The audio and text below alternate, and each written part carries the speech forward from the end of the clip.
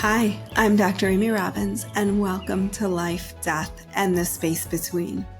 As many of you know, ghost stories are a crowd favorite. Ghost stories are your stories, my listener stories that are shared with me that I then read on the show.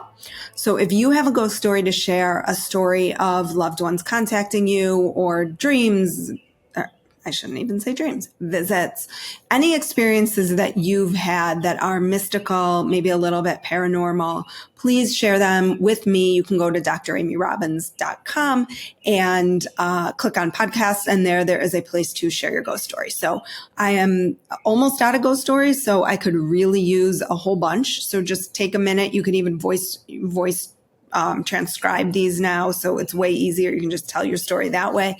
And I would be excited to share your story on the show. So with that, here is this month's ghost story. In 2020, the same day that everything shut down for COVID, my best friend unexpectedly passed away in her sleep at age 37. They said her heart just stopped. I got the call from her sister during my lunch break. The shock washed over me. It didn't even seem or feel real. Being active duty military, I was about a 9-hour drive away from where my best friend lived. My commander worked quickly to get me approval to travel and be where she and her family was. But it took a few days for the approval to come through. Those 3 days of waiting were like a prison of darkness, of confusion, of grief, and of sitting with God in the quiet for long periods of time. I was a devout Christian, and while I could feel that Nicole was okay, I was beside myself with rage because I did not understand where she was. If it was heaven, then what? Where is heaven located? What is heaven? Where is she? The question plagued my mind along with my tears. The approval came through for me to go travel, and the night before I left to go, I went to sleep, exhausted and feeling so isolated. I fell asleep much faster than I typically did, and as soon as I fell asleep, I immediately had a dream I was flying. It was so vivid and real. The colors, the wind on my face and body, the rolling hills under me. I was at first flying out of my neighborhood, and then my city, and then over farmland, and then I was flying across an ocean. I flew and flew, watching the waves and sea crashing below me, filling me with awe. I flew until I saw a city on the horizon. And as I approached, I realized that the city I was flying towards was the same city as the one from the movie Inception, with the crumbling buildings along the coast that Leonardo DiCaprio and Marianne Cotillard built together. It took my breath away. Inception was Nicole and my favorite movie to watch together. I was flying between the crumbling buildings, exploring, soaring over the waves below, and everything was so clear. I felt myself being pulled through the city to a certain building, and when I reached it, I flew up and up and up to the top floor. The building was a hotel. It had no doors or windows or walls. And so I flew into an open room and landed lightly atop the soft carpet. There, sitting on a bed, was my best friend. I felt the shock wash over me. She smiled and said, "Hey, you found me." I began sobbing and ran to her, and we both held each other in a long and emotional hug. After I had cried a long time and hugged her without letting go, she motioned to the bed and we sat side by side. I felt like I couldn't take my eyes off her.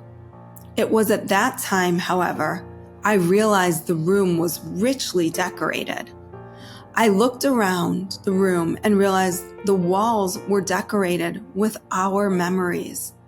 Not photos, but the living, breathing memories, moving, full of the emotions they carried. And the memories filled the room with the sound of laughter and memories of sincerity and hopes and long talks. It was so rich and warm and honest, and I was filled with awe. I asked her about the memories, if she put them there, and she said, I put all of this here. I built this whole city for us to meet in. I figured it would be easier for you to recognize and believe this is really happening.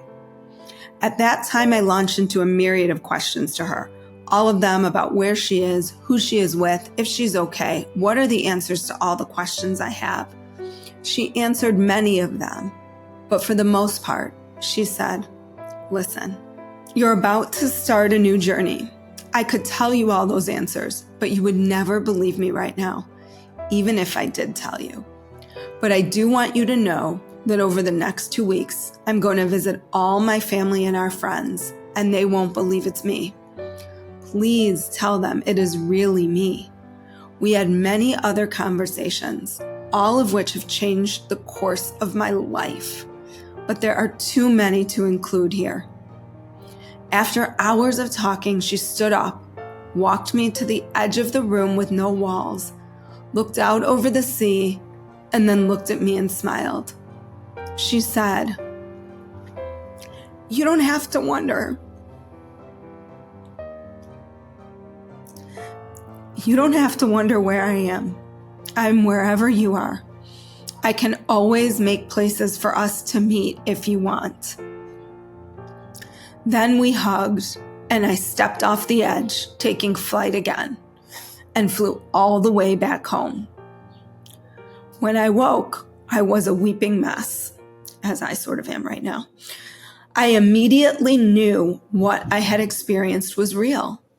Over the course of the next 2 weeks, all of her family and friends reached out to me and said, you won't believe it, but I had the most vivid dream about Nicole last night. I would smile and reply, I think it actually was Nicole coming to see you. Some responses were astonishment, some to be emotionally moved, and some laughed it away. Since then, my entire belief system and relationship with God have changed to include ideas and realities I have never imagined. Nicole visits me regularly, sometimes building beautiful worlds for us to meet, sometimes just showing up wherever I am, and sometimes bringing in other loved ones with her. Being able to continue making new memories with her is a gift I could have only wished for. But I am so thankful it is my new reality. Meeting my best friend in dream worlds she builds for us all over the universe. Wow. It's been a little bit since I brought you a ghost story, and I think I brought you a good one today. That was incredible. Thank you so much. I always protect the name of the person who shared the ghost story with me just in case, but you know who you are. Thank you so much for sharing this incredible ghost story. It sounds like you have more to talk about too, so I'd love to hear more and perhaps have another ghost story shared with me. But I am so grateful for that story, so moved by it, and find so much hope in that and so much excitement in terms of the multi-universe landscape in which we inhabit. So again, if you have a ghost story to share, please go to dramyrobbins.com, go to podcasts, and there's a place for you to share your ghost story. Like what you heard today and want to hear more?